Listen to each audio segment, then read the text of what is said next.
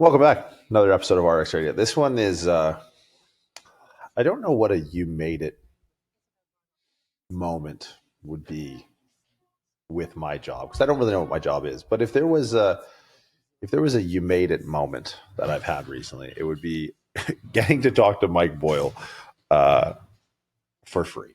Because this guy, you want to talk about a wealth of information, you want to talk about a wealth of experience. The stories alone are worth the price of admission to this podcast. And super lucky to be in network with someone who just, you want to talk about storyteller. And every aspect of this process was as every bit of Mike Boyle as I wanted it to be, or as I could have hoped or dreamed. The promptness which he got back to me on the podcast, how quickly we had it scheduled, you wonder why some people end up in the position they're in, and it's how they operate. Mike Boyle, OG strength coach, he is synonymous in the field, especially if you're in ice hockey. Some unbelievable stories on the podcast about his coming up in the professional sports strength and conditioning scene in Boston. Still reigns as sort of the go-to greatest of all time, quite literally. I know that word gets thrown around a lot, but OG of OGs. And just if you get a chance to watch it on YouTube, I would highly suggest it. We usually give fancy titles to these podcasts. I think I might just leave this one as Michael Boyle, because he is a man who needs no introduction. I told him I wouldn't belabor too long, because if you don't know who Mike Boyle is, you're probably not a fan of the show. So huge thanks to Mike Boyle for everything he's done, for everything he continues to do, for coming on the show. If you guys are interested, Prescript Level 1 next semester starts on May 27th. If you want to get your name, it's the only discount we offer for the course. If you head on over to www.pre-script.com, you can go to the L1, put your name on the wait list. That wait list is the only discount that we give out. We send an email out when the course goes live. Should be within a month or so when registration goes up. You guys will be the first to know, and you get a discount. So head on over to www.pre-script.com, click over to the L1 page, and lock in the only discount you get for the Prescript Level 1 course, Applied Biomechanics, Functional Anatomy, 16 weeks long, taught by yours truly. So if you're not sick of listening to me on this podcast and you want to learn more about Applied Biomechanics and Functional Anatomy, feel free to head on over. We get to spend 4 months together. So without any further ado, bills are paid. Mike Boyle's on deck. I hope you guys enjoy this episode as much as I did. Huge thanks to Mike for sharing his time and his insights and his stories. Guys, enjoy the episode. Lundy, hit it. You're tuned in to RX Radio. I have to do some long-winded introduction because I find some obscure person in the strength world that I think is super interesting.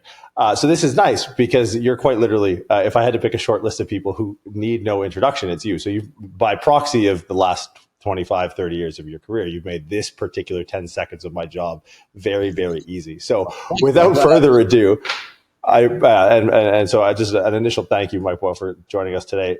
For those of you who have been living under a rock or maybe not the strength community, could you give just a brief background, if possible, of your sort of history in strength and conditioning?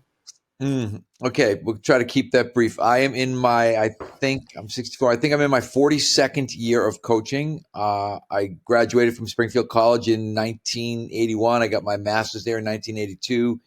I started at Boston University as a volunteer college strength and conditioning coach in 1983.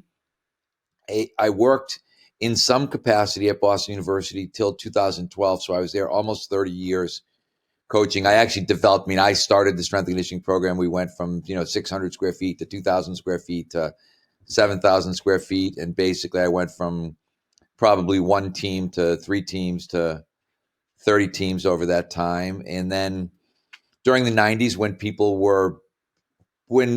strength and conditioning wasn't as big a priority, I worked for the Bruins during the 90s. So 90 to 99, I worked at Boston University and for the Boston Bruins at the same time. So I would kind of bounce between. I'd go to Bruins practice in the morning, and then I'd go up in the weight room at BU at 12. I'd close it at 7, and a lot of times I'd drive back to the Garden and work with guys during the game who weren't playing, and then work with guys after the game. So I had a lot of 8 in the morning till 11 at night kind of days during the hockey season. 2012, I left BU to work for the Red Sox. Did that for 2 years. Got a World Series ring with the Red Sox in 13, I think. But also in 97, I opened Mike Boyle Strength and Conditioning. So I've had a lot of balls in the air for a lot of time. It was actually interesting until The year I quit the Red Sox, I was 53. Would constitute the first time I had one job since I was probably 21 years old. So from whenever 21 was 1980 to 2014, I was working at least 2 jobs, jumping around. We Sometimes could 3. stop it right. We could stop it right there. That would be the most interesting podcast we've recorded up until now. That's insane. So I'm interested in the transitions because I think that's one thing that I see in the strength world that people are reluctant to change, whether it's from technical or tactical. So like maybe looking back, your transition from student to strength coach, like what were some early days lessons you learned in that first transition of like, hey, going from the theory to the applied? When you think back on those days in the first gig, what were like some early lessons that came out of like left field, no pun intended, when you kind of took on your first gig in the field?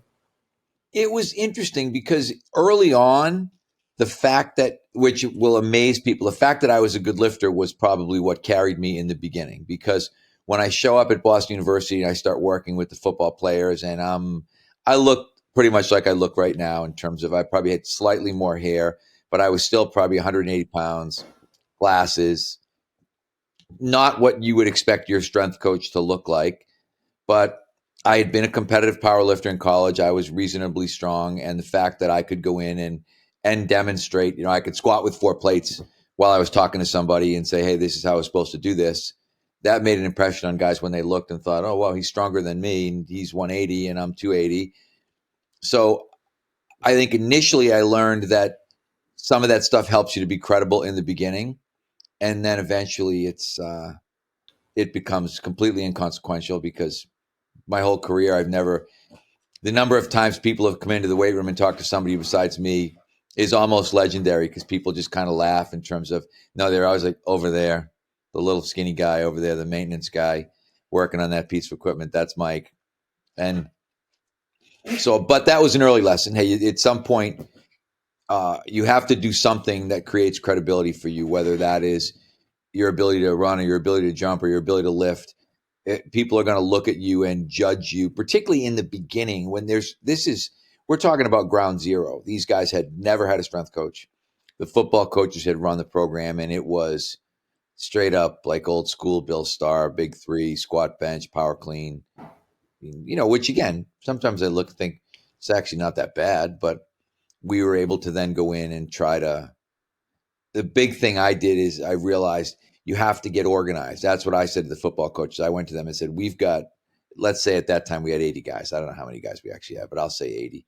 And my thing was we got to get 80 guys through the weight room. It's not, we got to get the linemen to lift because that was kind of the point that they were at. Well, if we can get the linemen in, that'll be good. And I was like, no, we need to get everybody in. This isn't one of these things where the big guys lift weights and the small guys don't have to worry about it. And so just talking about scheduling and all of these things, what time guys are going to come, what time is going to be done. We had 600 square feet and 2 racks and 2 benches. And it was when your hour was done, you get kicked out in the hallway. If you want to do some curls or whatever, you did them in the hall. And I was very adamant about that. Like, get out of here, get out of the way. Another group's coming in. And we were really able to crank groups through. So we went probably from, 1 o'clock until 6 o'clock or something like that. Just group after group after group after group and trying to teach kids how to lift. There were a lot of things I learned. One of the things I learned is I'd much rather have people who never lifted a weight before than people who thought they knew how to lift weights. I learned that in college. Anytime they said to me, oh, he really likes lifting, I'd be like, oh, shit. Another idiot who I'm going to have to break 1,000 bad habits on. And whenever they said, oh, he squats 500 pounds, I'm like, that means he quarter squats 500 pounds and he's going to hate me because I'm going to make him squat to reasonable depth and he's going to have to divide. I always say, whenever the coaches would come to me and tell me how much somebody squatted, I'd say, divide by 2. That should be your basic lesson. So if he says he can squat 500, the way we want him to squat, he's probably going to squeak out 2.25, maybe 250. So there was a lot of those kind of early, almost Stone Age strength and conditioning lessons.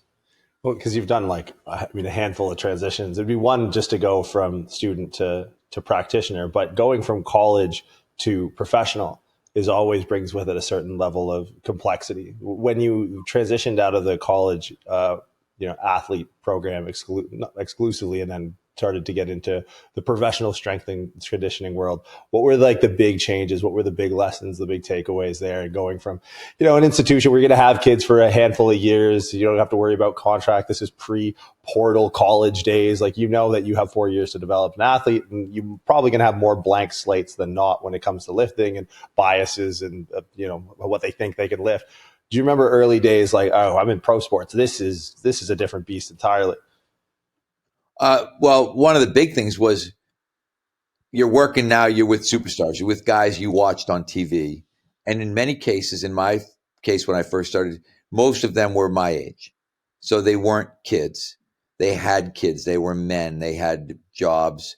Some of them had already been, like in the Bruins instance, guys had already been in the NHL All-Star game. Guys had already won all kinds of awards. So you can't go in, like you can't punk a bunch of pros. That's why I always tell somebody, when you think you're going into a pro environment coming from college, then you better check your attitude and you better realize that I'm going to go in here because these guys can just impolite. They can just tell you fuck off. Like, I'm not doing it. And they'll get away with that, particularly in this. Now we're talking 1990s. One of the things I did is I left the older guys alone, guys that were in their 30s who'd played a long time in the NHL. I was kind of like, hey, you do what you want to do. I'll help you. You need some direction, I'll help you. But I'm not going to try to boss you around. I'm not here to be your boss.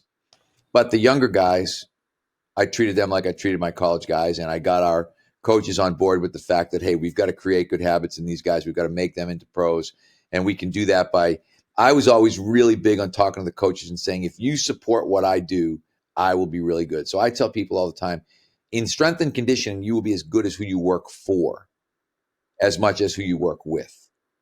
So when you get in – I had a guy one time, he offered me an NHL job, and he was the general manager, and he said, your job is going to be to sell these guys on working out. And I said, nah, I'm not interested. Sorry. He said, what do you mean you're not interested?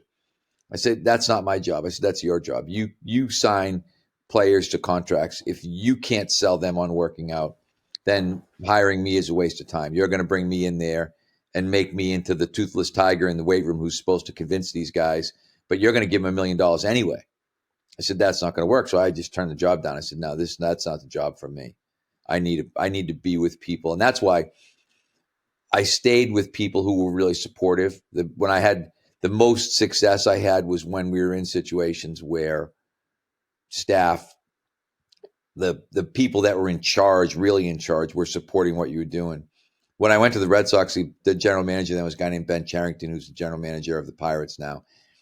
And we had a great relationship because he was a younger guy, much younger than me, probably at that time, early 40s. And maybe not even 40 when he was general manager, and had been a hockey fan, had been a big BU hockey fan. And so we had a lot in common in terms of talking about BU games and things like that. And he said, what's going to make this not work? And I said, you and the manager. And he looked at me very incredulously, like, what are you talking about? I said, you and the manager. I said, I'm not going to come in here and work a miracle if you don't back up, and then at that time, it was Bobby Valentine, my first year. I said, if you and Bobby aren't on board with what I want to do, then this is going to be a waste of time.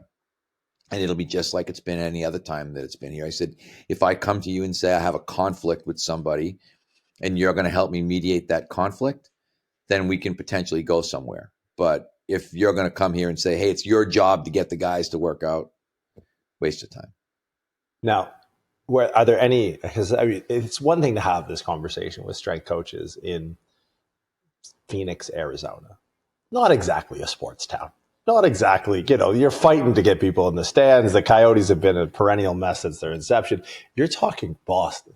You might as well be part of the clergy. Like, you might as well be inside of the Catholic Church. Like, this is religion. Boston sports is an institution. Like, people go to war over this shit.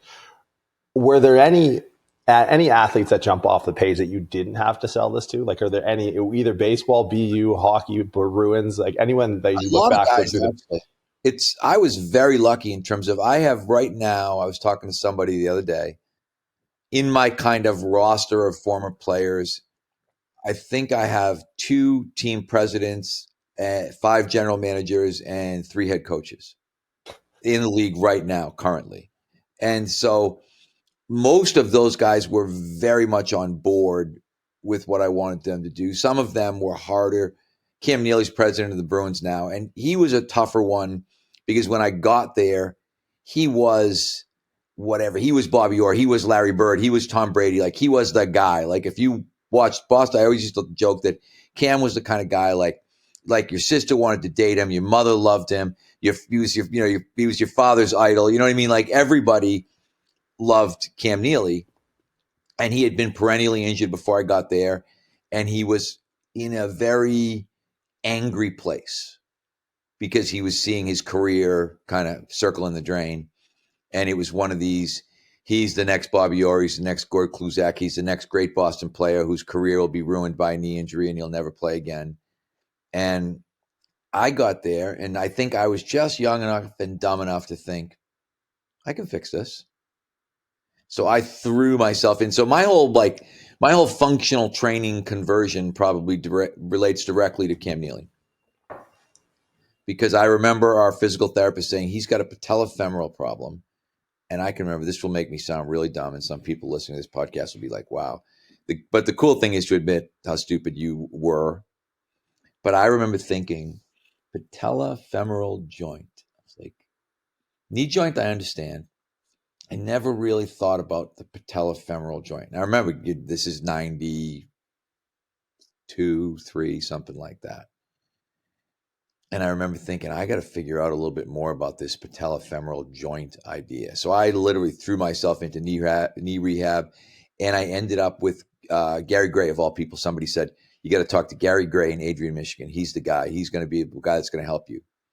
And I got on the phone with him, and I sat on the phone, and my head spun like nobody's head spun in terms of, he was saying lots of things, and I was thinking, this makes sense. This makes sense. This really makes sense. Like, he's talking to me about functional anatomy and how the muscles actually work and how the patellofemoral joint works, and why we can't be doing Cybex and why we can't be doing leg extensions, and how this stuff is going to make it worse. And he was going on, and I thought, okay, I need to get, when's the next Gary Gray course? And he was doing a course in Phoenix, actually, of all places. And I remember saying to my wife, we're going to Phoenix. And I think he did, it's called When the Foot Hits the Ground was the name of the course that he was teaching at that time. And it was basically a functional anatomy rehab, a functional training rehab course. And I can remember sitting in there, and literally, when you see those mind blown emojis, of your head exploding, I'm sitting there and my freaking head is exploding because he's talking about how muscles actually work. And he's saying to us basically, and I don't know if he used the term at that time, but he basically said, we all got taught dead person anatomy. Right? When you had your anatomy class, it was sort of, I always said, like, if you think of anatomy class, the way that we taught muscle function was if we had a dead person on the table and we could actually electrically stimulate their muscle, what would happen? So if I stimulated your quad, your leg would extend, and they were like, quad, knee extensor. And then they were like, flip the cadaver over and zap his hamstring. What happens? Oh, his foot hits him in the ass. Okay, hamstring, knee flexor. And we learned all that stuff, right? And we thought, okay, that's anatomy. When you take the class, what does the quadricep do? Well, the quadricep extends the knee. What does the hamstring do? Oh, the hamstring flexes the knee.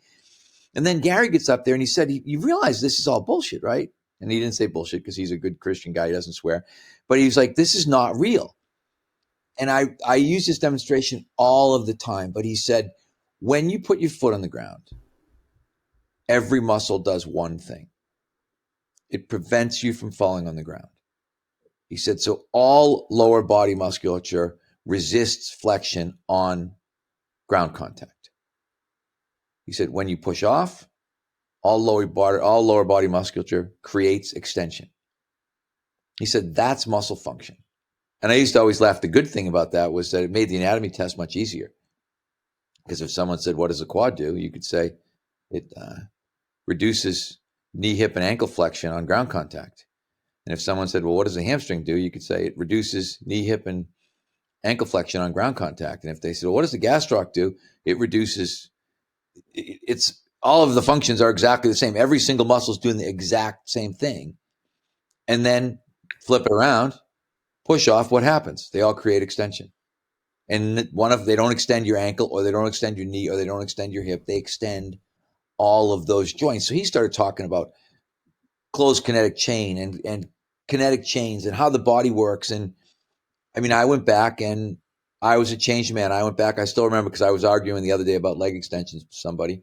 I remember going back from that course, and I had an old fashioned AMF 45-degree hip sled, and I had a leg extension and a leg curl.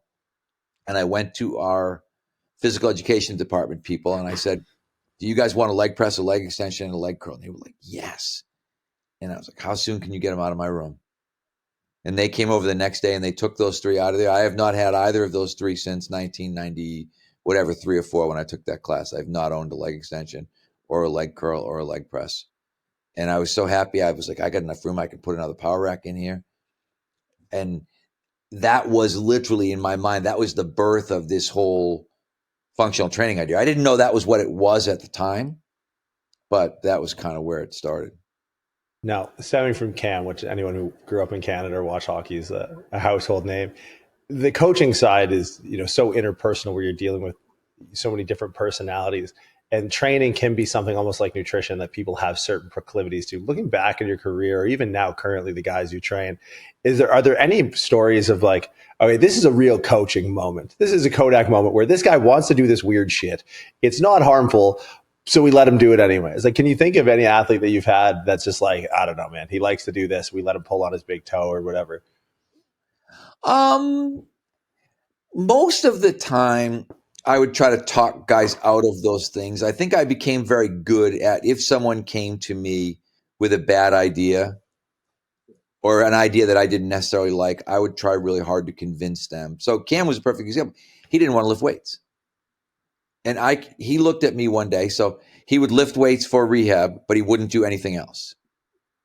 And we sat down one time. We got to be really good friends because he was hurt for probably better part of 2 years. So my wife and I would go over to his house on weekends when the team was away and play Scrabble and drink beers with him and his brother. And we just generally hang out. But when I started talking about like why won't we, what is the reticence? Why are we fighting about this? And he looked at me, he's like, Mike, I scored 50 goals twice in my career already, and I don't lift weights. He's like, what if I start lifting weights and I can't score anymore? And made me realize that some of these guys almost have a perception like what they're doing is like a magic power. And if you change the program, their power may go away. It's almost what you'd see with kind of superheroes, kryptonite, Samson cutting the hair off, however you want to look at it. And I still remember I was a psychologist at first and foremost. So one day I went in, and USA Today had a list of the 60 goal scorers, and they were at that time, I think it was before Hull had scored 60. So it was Gretzky and a couple other guys. And I clipped it out of the paper and I threw it in his locker at him. He's like, what's that? And I was like, that's the list of guys who've scored 60 goals. I said, if you listen, I think you can score 60. And he kind of looked at me like, you got me. You got me thinking about this a little bit. And so I'd always think about those moments of playing with guys and saying, can I win this psychological game with you? Because I'm not going to win the badass game. Like, I'm not going to, you're going to do it because I told you to. Like in pro sports, anybody who tries that is very, very rapidly out of a job in professional sports, because the good guys will generally tune you out just to spite you because you're being disrespectful. So you've got to know when you go in there. I remember when I went for Red Sox, I called everybody on the roster, everybody in the Major League roster. And I got Josh Beckett on the line. And I'm actually in the security line going to get on a flight. And Josh Beckett he goes, I don't know you. He said, I like the other guy. He said, there's a real good chance when I get to training camp that I won't even talk to you. And I was like, well, really nice to meet you too, Josh. I'll see you in a couple of weeks, And I hung up, and I called my wife, and I was like, oh shit, Josh Beckett just gave me an earful. And we got to be buddies. Like, we laughed. We had so much fun when I was at the Red Sox with him. I love the guy. But he was one of those guys, Texan, very much self-made, never gone to college, was throwing 100 in high school kind of guy. And he just was like, he used to always look at me like, Mike, I'm really good at this and I'm fucking rich. And and he goes, and I was really good at it and really rich before I met you. And I would kind of be like, you know something, Josh, you're right. You were really good at this. You were like the guy. You were on the cover of Sports Illustrated. You were throwing 100 miles an hour and you make millions of dollars. And you don't need me. But I might help you make a couple million more.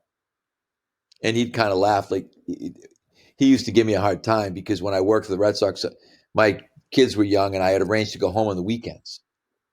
And no one, if you've ever worked in pro baseball is like going to Devil's Island. When you show up at training camp, you are now on Devil's Island for the duration with the group, and no one leaves, like no one gets out alive kind of thing. And suddenly I'm going home every weekend. And about the third weekend, he pulls me aside. He's like, who's your agent?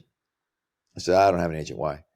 He said, you got a really good deal. He said, you leave every Friday, you come back every Monday. He said, nobody here leaves every Friday and comes back every Monday.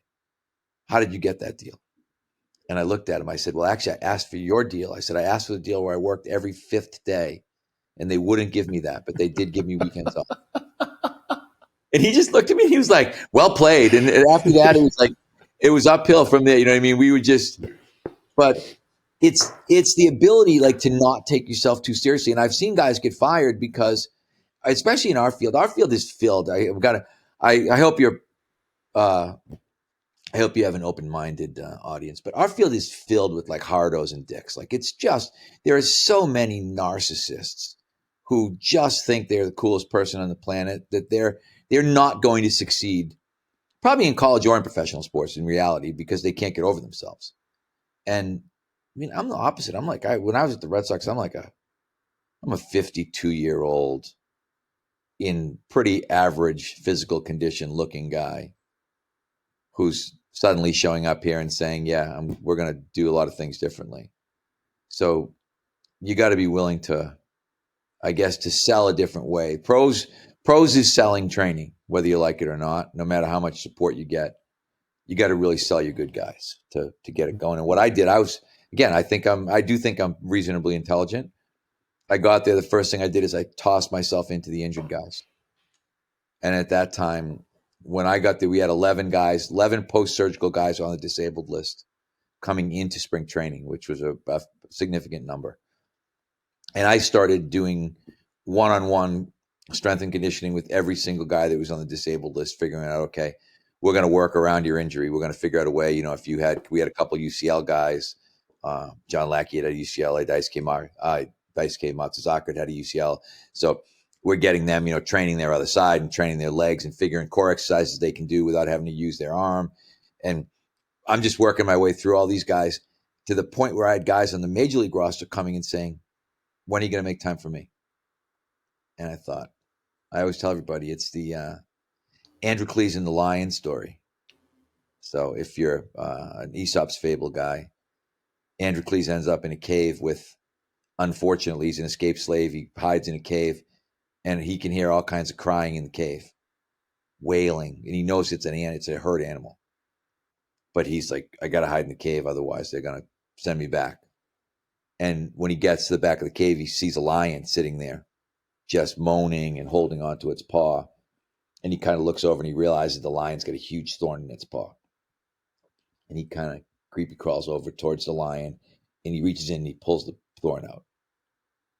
And the lion is like licking him and hugging him and is his best friend. And the lion starts going out and it kills food and brings food back into the cave for him. But eventually Androcles gets caught again.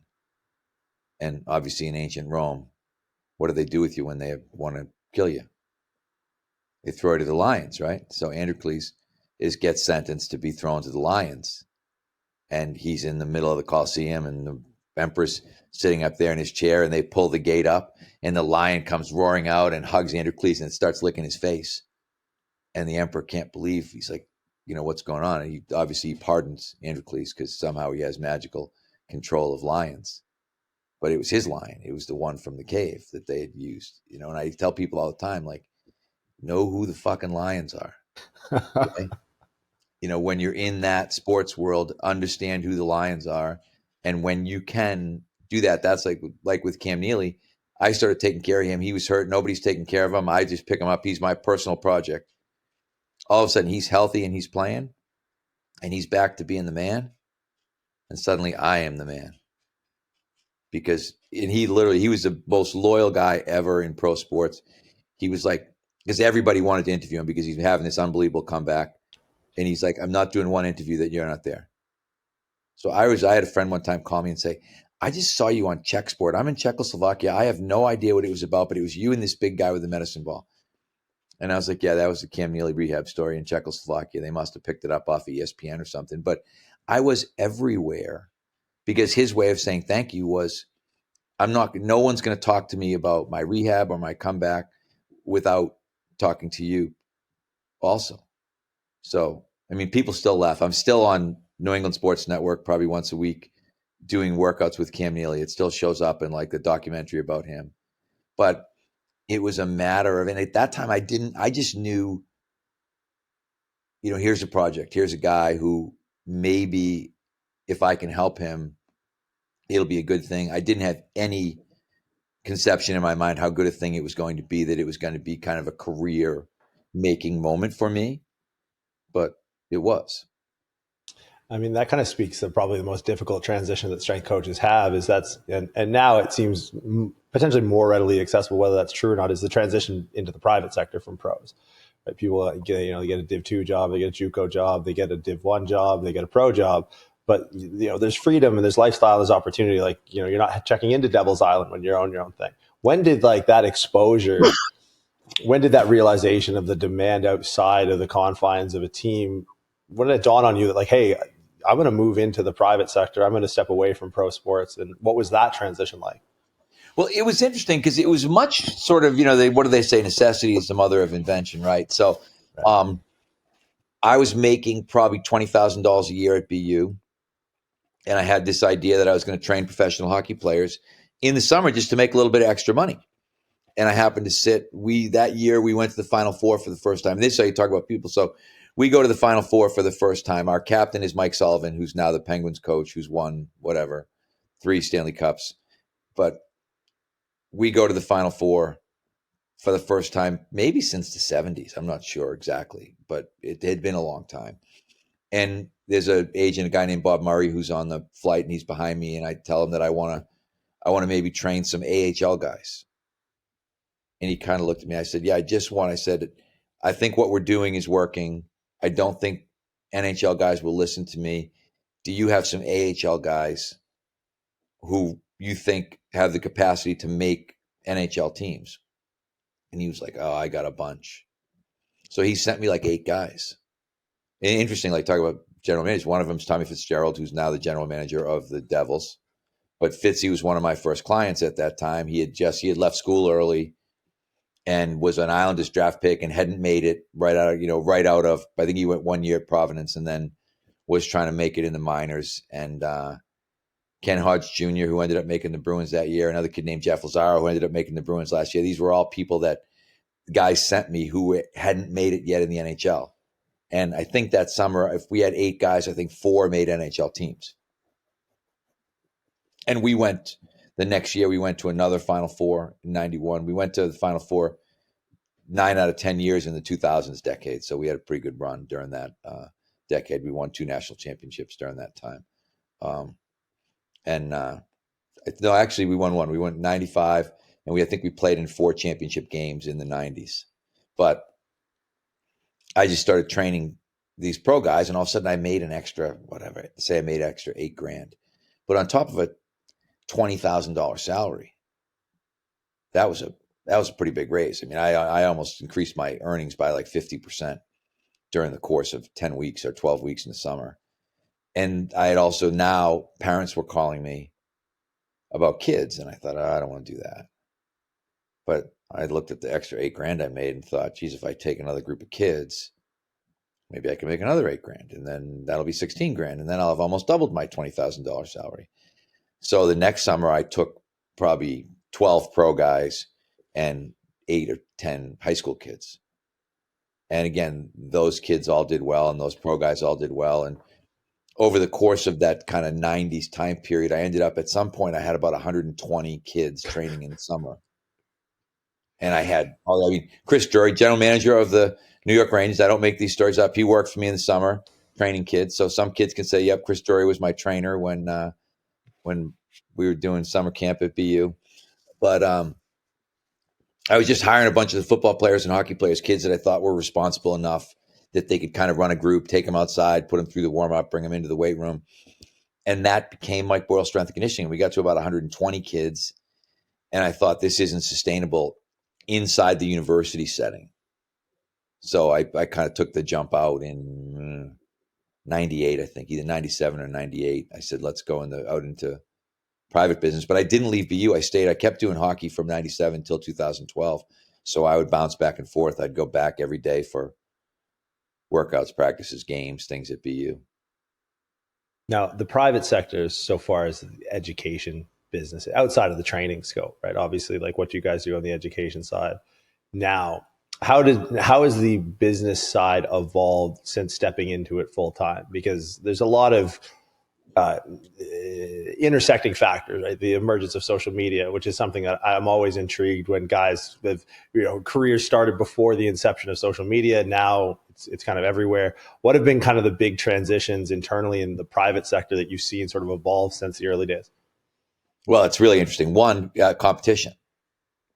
When we started, there was none. So when we started, no one was doing this. So it was the only game in town. We had people that traveled really significant distances in terms of, we had people that were traveling an hour and 15 minutes to get to us because there was nothing like us anywhere. Now there's somebody who at least thinks they're like us, and within every 15-minute, concentric circle, there's another guy with a facility who's trying to do what we're doing. So that's been the biggest difference. But when you think about technology, it's crazy. But when I started, no computers. We wrote down, secretaries typed out lists of players.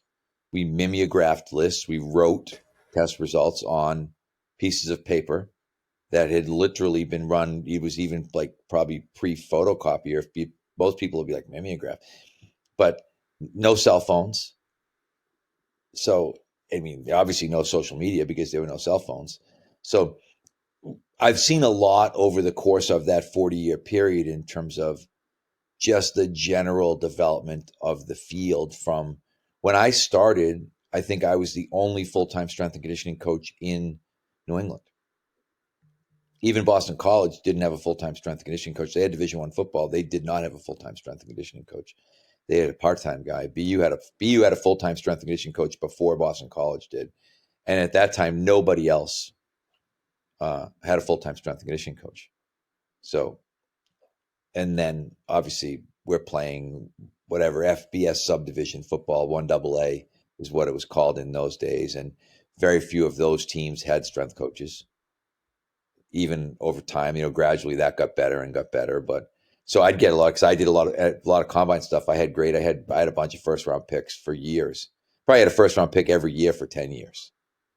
I had a couple years where I had top 10 guys. I might have had years where I had multiple top 10 guys in draft. I actually, if you have ever read, there's a book called The Draft. The guy who wrote the book credits me with inventing combine training. I always say, I don't know if I did, but I might have. I don't know anybody that was doing it before me, but I came up with the idea of training for the NFL Combine because I had a kid named, Appreciate it. Billy Brooks. Billy Brooks is actually in the Ring of Honor for the Indianapolis Colts, played in Buffalo and played in Indianapolis, had a long career, was an amazing guy. But Billy was probably it was 80s, but second or third year at BU, he shows up and he's extremely motivated and he really wants to get better. And I really don't have the capacity to help him, truthfully. And I end up, that's when I really start going to conferences and reading and trying to get beyond being a strength coach. He's a wide receiver. So it wasn't just about getting stronger. He wanted to run a 4.5 and he wanted to vertical jump, 36 inches. So I started chasing a lot of these track guys around in the 80s, trying to figure out, okay, how do I help Billy get to where Billy wants to go? And interesting, this is a crazy story. Do you know Dwayne Carlisle? But Dwayne's been around for a long time. He's been the strength coach for the 49ers. He's been the head strength coach at Northwestern. But Dwayne and Billy trained together at BU. So I was Dwayne's first strength coach. Dwayne was a walk-on track kid, and kind of grabbed onto Billy because Billy was super motivated and was in the weight room all the time. And Dwayne was just, I think he was just smart enough to look at Billy and think, I'm going wherever Billy goes and I'm doing whatever Billy does. And there was Dwayne and Billy and this other kid, Calvin Hall, and they would always come in and train together. And Billy was religious. I mean, Billy, we worked out Christmas Eve, we worked out New Year's Day. Like, he did not want to miss a day. If I said to him, we don't have to miss a day, I'll come in. He was there. He was a local kid, lived in the Boston area, and he would find a way to get to the gym come hell or high water. But Dwayne trains with Billy for 1 year. I think he wins in New England in the long jump, maybe wins in the triple jump as a walk-on, and then gets full scholarship to Maryland and leaves because Maryland comes walking in and was like, hey, wait a second, this kid's a stud. And he's gone after 1 year. But the other kid, Calvin Hall played for the Dallas Cowboys in Wembley Stadium in an exhibition game, never played in the NFL. If they hadn't all kind of just decided we're going to get on the bandwagon and we're going to do whatever Mike tells us to do, and they would do it to the letter. And then Billy's comes time to try out for the NFL. So now we start thinking about the combine. And again, I always think I'm analytical, I guess. I'm looking and thinking, we know the tests. We should practice them. I used to look at people all the time and say, the fact that I had to say that is probably the dumbest thing in the history of the world. Because we had people, and I went one time, and I still remember probably early 2000s, I watched this kid from USC who was going to be a first round pick do his pro day. And he fell all over the place. I can't even think of his name right now. He was a defensive lineman for USC. But I mean, he fell down during the drills. And I watched and thought, this guy hasn't practiced a drill once. And our guys that we took, we had another kid. We had Jacob Rogers, who was a tackle at USC at that time, and another kid who was their center, whose name is escaping me. But we were training those guys. And we had drilled the drills. So we knew, 5, 10, 5, L drill, 3 cone, whatever it was. We had drilled it. We knew what we were doing. And our guys were out there killing it. And this poor kid is looking, and he had gone someplace for combine training. And I thought, did no one explain like the cheating thing? Like, if you know the questions on the test, the best thing to do would be study the answers. I mean, that shouldn't be, I guess, world-shattering information for somebody. But at that time, it still was. There were people who weren't practicing. We practiced how to cheat the vertical jump. We literally practiced how to cheat because we knew that they weren't good enough at controlling the testing that they could control the cheating. So some years 1 year I think I had the highest vertical jump at just about every position because our guys got really good at I would say gaming the reach, right?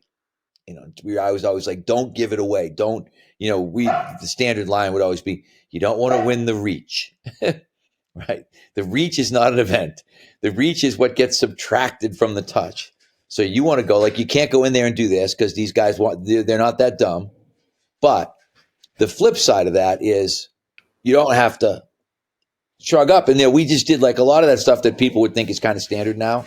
We were just doing those things. So, hence the invention of combine training tests. So I got to get up. I got to let my dog out. It's downstairs scratching. I apologize. Yeah. Priority. It's funny to see still, you go to Indy and people don't even adopt the left-hand touch. I was like, come on, guys. We've been doing this for a while. The left-hand touch is going to give you an extra step. Right. And that's even the steps. We were I used to laugh. I said it was like Arthur Murray's School of Dance in terms of, we knew this, the steps. We had the steps down to an absolute science. I would tell the guys exactly okay, if we're going to run the 5, 10, 5, it's going to be 3, 5, 3. Like you said, you've got to touch with this hand. You've got to touch with this foot. This is where your weight is going to be. To the point, we don't do any agility anymore because I used to realize I can change your agility, quote unquote, in 15 minutes if you give me time. If we're going to say that somebody's agility is measured by the 5, 10, 5 drill. And I look at that and think that's not agility. It's a closed task. It's the ability to perform a skill that people haven't thought about. So we always would say to everybody, okay, if you think about this drill, right? 3, 5, 3, okay. 11 steps. And I always tell everybody, if you miss by 1, you miss by 2. Because if I'm trying to get to the line and touch right foot, right hand, if I don't, I have to take 2 more steps because I can't cross my feet. So we'd watch a guy the first time they do it. Some guys would take like 18, 20 steps to do the drill. And I'd think, I'll be able to drop this by 4 or 5 tenths in a week. And guys would be amazed. They'd look, oh my God, I'm getting so much faster. It's like, no, you're not actually getting any. We haven't changed your speed at all. We've simply improved your knowledge of the drill, of the questions. And now you're better able to give somebody the answers that they're looking for. And we would go into that. I mean, even at one point they used to do a box instead of a 3-cone. So I think you'd have to like run up, shuffle across, backpedal back, and karaoke across. And we'd teach the guys how to step over the cones because they couldn't really regulate. They used to use like regular little cones. And so we'd always tell them like cut every corner, literally, because they're just trying to get the fastest time. And then the next year, they're like, oh, we went out there and they had 24-inch cones. And I was like, oh, they're getting smarter. They figured out that we were stepping over the cones. So they were always trying to outthink people like us who were out there trying to outthink people like them, which is kind of how the game should go, I guess. But one year I think I had 3 effectively busts in a row to Philadelphia. I had one guy come to me and say, Ray Rhodes hates you. I was like, I've never met Ray Rhodes. And they were like, but he hates you. He said, because he took 3 guys 3 years in a row that all killed the combine. And none of them ever ended up being one. Mike Mamula was a top 10 pick and had a good career, just didn't have the top 10 career, which I think that's one of the things that sucks about pro sports is kind of like if you get taken high, you drag that sort of baggage around with you everywhere you go. Because he had a pretty good career, but I think he had an ACL when he was there. And then the other 2 guys never played, I don't think. But one was a late first and one was an early second. Yeah, agents always win the first round. That's what I say. Yeah, I mean, but agents and combines. I mean, I used to look at guys all the time and think, if you can create a combine warrior, someone will fall in love with him. Because there's so many guys in the NFL who look at that and think, I can make that guy play football. And that may or may not be true. In some cases, it has proven to be true. In other cases, it is not proven to be true. I could sit here and I don't like to badmouth people by name, but I could think of guys for you right now that went in the first round who were never played, but they were the stars of the combine. And then I could think of other guys that, when you look, Brock Purdy's a perfect example, right? You look at, here's a guy quarterbacking in the Super Bowl, playing the most difficult position to play in sports, and he was the last guy drafted. He shows you that there's something's wrong with the system when that guy, whatever 3 years removed, is starting in the Super Bowl. It's great for him. I love the story, but it tells you that the system is relatively imperfect because whatever we're seeking to measure, we're not effectively doing that. And then you can look at, again, the flip side of the super athletic, the 4'4", 40-inch vertical, that guy who doesn't end up being a player because there's just no guarantee that if you have those physical tools that you actually are a football player. Yeah, it's tough. It's funny you mentioned go go ahead. No, I said my favorite thing I always say to people too is that bad character in $1 million usually equals worse character. So I can't understand why people take chances in the draft in terms of, yeah, this guy's had a lot of problems in college. I'm going to give him $10 million and see if things straighten out. And it's like, the businessman in me tells me that that's probably not going to work out. It's funny now in our combine preps, and again, thank you, because I have somewhat of a vertical within my business because of that, because we do combine preps and have done that for about 5 years now. So I'll cut you a royalties check one day. I'll take you out to dinner or something. I wish everybody would. I'd be rich. But we look at it like 10 events now, because the interview, like we bring in people just as specifically. I had a kid, and I'm not going to name his name, but he'll go first round this year. And I asked him, just conversation, like, where do you want to go? He can go anywhere in the league, where do you want to go? And he's like, I got to be honest, I don't really like football. And I was like, okay, we're going to practice this, you and I. When I ask you, like, pretend I'm Jerry fucking Jones. If I ask you, where do you want to go? You love football. And I just got back from Tampa Bay. The last question I asked him was like, hey, man, where do you want to go? I fucking love football. Like, that's right. because that they're getting wise to that 10th event. The interviews now are like for like you said, right? Like the money that's on the line. We practiced that well before. The other thing that we did, sorry, I got to let these dogs back in. But Right. the other thing, we were really big on conditioning. We conditioned every day with our combine guys. And we did it primarily, hey, get in here. We did it primarily because I used to say to guys, nobody likes to see the guy with his hands on his knees all bent over. I said, these guys, when you think of it, this was in my time, it was, the Bill Parcells of the world. I said, they're evaluating more than your performance. They're evaluating how you do every drill. And they're looking at you and they're looking at your demeanor. They still want that guy who sprints from drill to drill. And they still want that guy that's in good shape. These are all things that every coach still wants those things. So we would always say to our guys, no, we're going to condition. We're going to condition every day. And we're going to be in great shape. When you go to the combine, you are going to be able to go, you're not going to be, because again, I had seen some workouts where it was embarrassing because some of the guys, particularly in the individual workouts, some of the guys will really run the shit out of you. I mean, they will really try to break you down. And if you fall apart and you're exhausted and you can't get through the individual workouts, the positional stuff, you look crappy. So we kind of put all that stuff. And then, like you said, we would prep for the Wonderlic. We would prep for the interview. We would talk to guys about all of that stuff in terms of you got to be ready when you go out there. I started telling them this, whatever, 80s. I said, this is the biggest job interview of your life. You're going to go out and they're interviewing you for a job in the National Football League.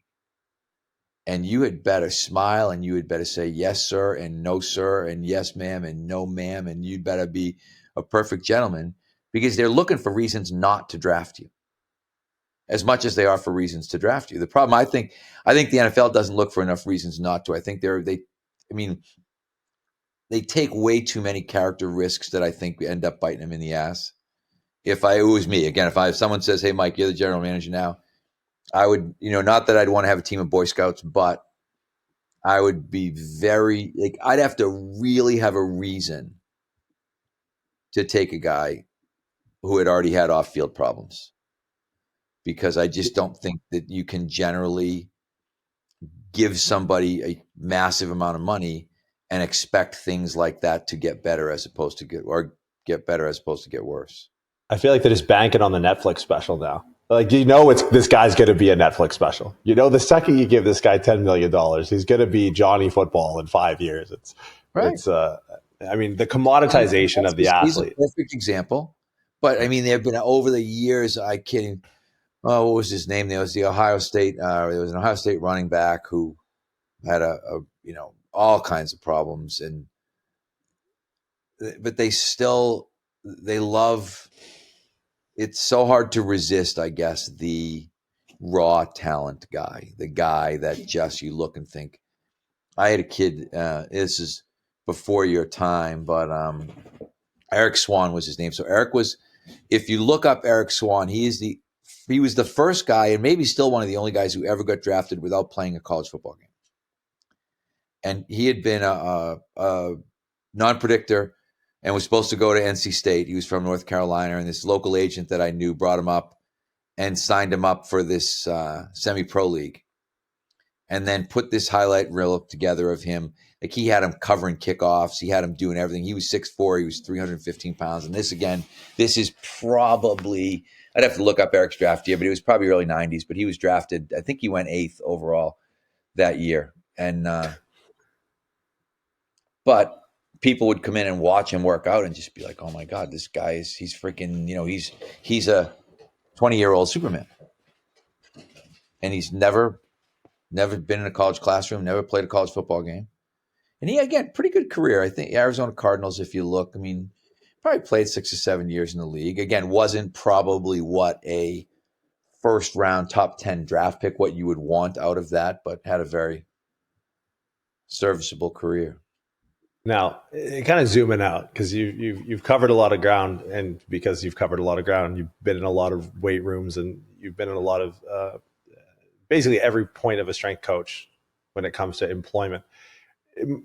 How do you predict now, like moving into the future as a business owner, as like a thought leader in the industry? What does the next 10 years of Mike Boyle strength and conditioning? What does that look like? How do you future proof? How do you stay competitive after doing this for almost, well, inventing it in a certain capacity? Well, one, we've gotten out of some of that. I don't do any combine stuff at all anymore. I just have realized it's not worth it. It's not worth it financially because most of the guys can't even afford to really pay you, and most of the agents don't want to pay you anymore. And so our pro athlete training is very much a kind of cool window dressing sideline for our business. Again, not a huge revenue, not a big percentage of our revenue, but it's something that I think our clients love the fact that these people are around. So that's really good. And I think the really big, I guess, area where it's going to expand, adult wellness. When we look at, I always say to our coaches now, we are the best medical professionals in the world, and we're going to be able to keep these baby boomers and younger alive for a really long period of time. And that's going to make a really, really big difference. And that's probably, if you're thinking, if you want like a cool job where you train, cool people, that's different. But if you're looking at a business, the business is adult fitness.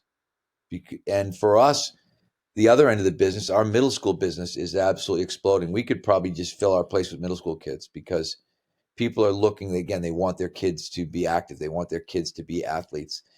And so like those two ends of the spectrum for us, probably 11 to 14 and then 30 to 80 are where our business is really expanding.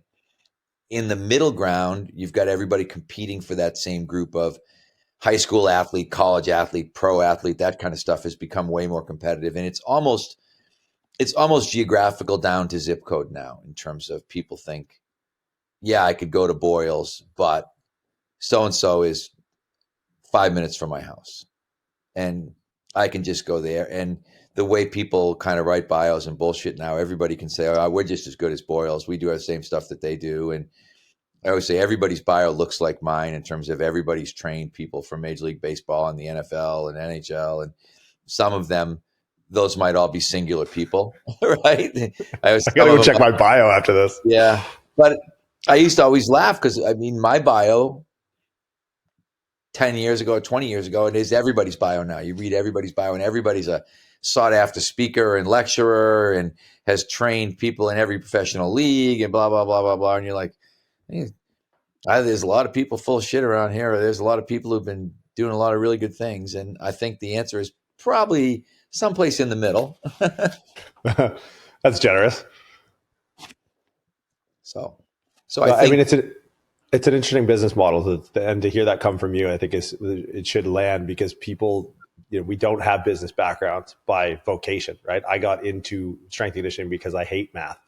I can do math in increments of 45 pounds and 25 pounds because plates and quarters. That's like, I don't have a business brain, and most people are so drawn to the shiny red ball of the pro athlete that they forget like how much money can be made on the air quote fringes. Like middle school and middle age is where you choose to make the bulk of your revenue, even though you could have, pro athletes waiting out of the cold to train with you. I think it's like it's almost paradoxical for someone to hear that coming from someone of your status in the industry. Yeah, but I guess because it's true, the other areas are so super competitive. And you just get to a point where you think, again, pro athletes, do I really want to chase guys around? Do I want to chase agents around? Do I want to be kind of begging for business? Can I please work with your guys kind of thing? I'm so done with that in my life that I just can't be bothered. I can't tell you the last time I talked to a sports agent who wasn't a friend of mine that I wanted to talk to because he was a friend of mine. I have not talked to a sports agent about the pursuit of business in a really long time. And I used to. It was different. And I think my goals were different. But now I look at it and think our pro hockey group is made up of really good guys. It probably year in and year out has more American Hockey League guys than it does National Hockey League guys. And they're all, a lot of them are local guys who've trained with us, a lot of them since they were kids, since they were in college, some since they were in high school. And I really like being around them. I really enjoy coaching them. And those are sort of my important points at this stage now, is looking at it and saying, do I like doing this? Am I enjoying this? Is our staff enjoying this? And that's a bigger factor. And as I said, our adult clients are great. Our adult clients, and we're seeing, again, I had a woman come in yesterday and show me her body scan stuff and the fact that she's 77 years old and she's added lean mass. She goes, look, I've added lean mass in the last year. And my doctor says people at 77 don't add lean mass.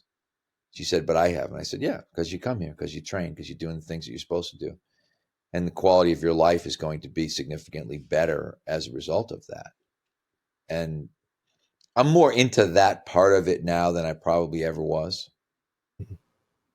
I just think there's such a utility in the enjoyment factor. You don't nearly hear that piece touched on enough, the enjoyment factor of the staff, the enjoyment factor of you operating a business. Because I think a lot of people in the space attempt to own a business, but rather have a business that owns them. Have you ever felt obligated to stick with or push the pro side, or was the juice not worth the squeeze ever? Yeah, no, I just at a certain point in time, I thought it's not, because one, the combine business eventually was pretty much lost to warm weather locales. Yes. And that's what was happening to me. So I used to have guys coming in. I mean, I turned down first round picks because I worked just for one agent who at that time had a really good group of guys. He was a really good recruiter. I mean, one year we had 9 guys, and all 9 went in the first 3 rounds. So it was really good. But I turned guys away. I remember I turned Ernie Conwell down, who ended up being a pretty good tight end. He was probably a couple-time Pro Bowler. And his agent called, and I was like, I can't do it. I only work for this one guy, and I can't take guys that he doesn't represent, because this is what gives him me working for him is what gave him exclusivity in terms of recruiting and saying, hey, I'm going to put you with the best combine guy that there is at that time. And that made, that enticed guys to sign. And, I look back on that and think bad business decision. I probably should have told him. His name was Brad Blank. I love Brad. He's been a good friend of mine for years. But I probably should have said, Brad, this is bad for business, because now I'm developing a reputation for training combine guys, but I'm turning first round picks away because I just work for you. But I've always placed a pretty high value on loyalty and on doing the right thing. And I think ultimately over time, that will end up coming back and working for you. So I just continue to do it that way. And then suddenly Exos jumps in the mix, and some of these guys in Florida start to jump in the mix. And suddenly guys are thinking, well, I can come to Boston and train in a really shitty track facility in Boston, and there's going to be snow and rain and shit. Or I can go to Arizona, or I can go to Florida. It became a way harder sell.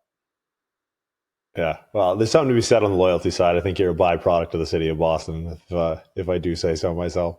Thank you. No, and I believe that. I do. I've become a big karma believer as I've gotten older, in terms of kind of all the what goes around comes around, and you reap what you sow, sort of thing. And you may get some short-term gains out of being disloyal, but in the long run, it will probably not benefit you. Well, I on that, I hope there's good fortune in your future for donating an hour of your time to us on the podcast, man. I really appreciate everything you've done. I appreciate, again, the royalty checks are in the mail for the combine events that I've been running for the last 5 years. I'm one of the sons of bitches that take people down to Florida. Tampa, if you're ever interested, you're in the neighborhood, you need a vacation, look us up between January and late Feb, and we'll get you in for a reunion tour. But I appreciate you taking the time, sharing some of your insights on the career. No problem. I love doing this. So. Oh, amazing. Then, I mean, I'd love to be able to do this in person, get all the tech set up so we don't have to deal with links and bullshit like that, and then return the favor. Thank you so much, Mike. I appreciate your time. Thank you.